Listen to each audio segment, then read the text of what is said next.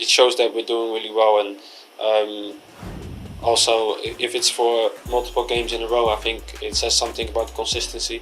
But what I said, we just have to keep that going, game by game, keep improving, look at what we can do better still, but also take that feeling with you, that confidence, and go into the next game with the same mindset. On this episode of Football League Fest, your football news updates. Arsenal sit proudly on top, again 22 points, a team reborn, they say. The Gunners are firing for now. But let's be honest, history tells us their title runs usually last about as long as a cup of hot tea at the Emirates. By April, they'll be sweating, stuttering, and suddenly remembering that top 4 is the real trophy. Still, credit where it's due, they've managed to stay consistent without turning the ball into a hand grenade near the 90th minute. Baby steps, Arsenal fans. Baby steps. AFC Bournemouth in second. What parallel universe is this?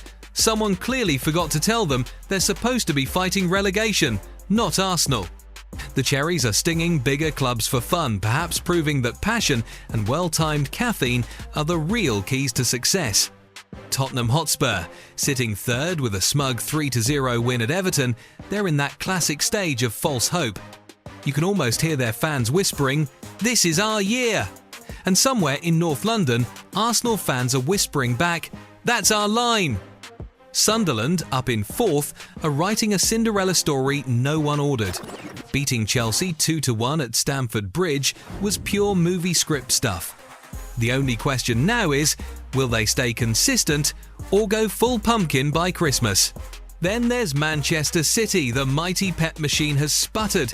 A shock 1-0 loss to Aston Villa leaves them fifth.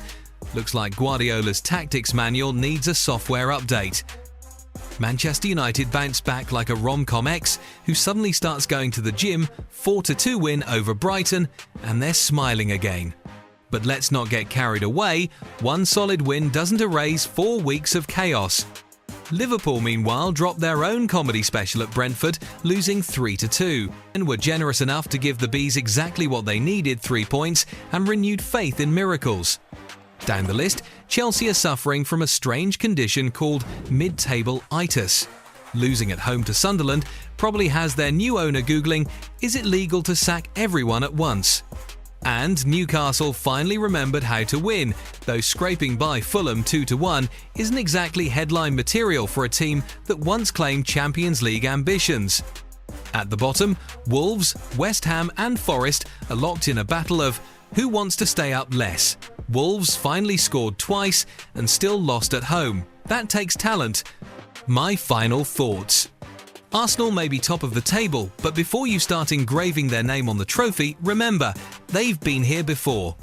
They'll sprint to March like Usain Bolt, then suddenly turn into a five-a-side team on Saturday morning.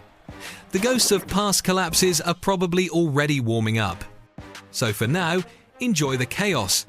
Bournemouth are acting like title contenders, Sunderland are sneaking into European dreams, and Arsenal, well, they're setting up their traditional spring heartbreak.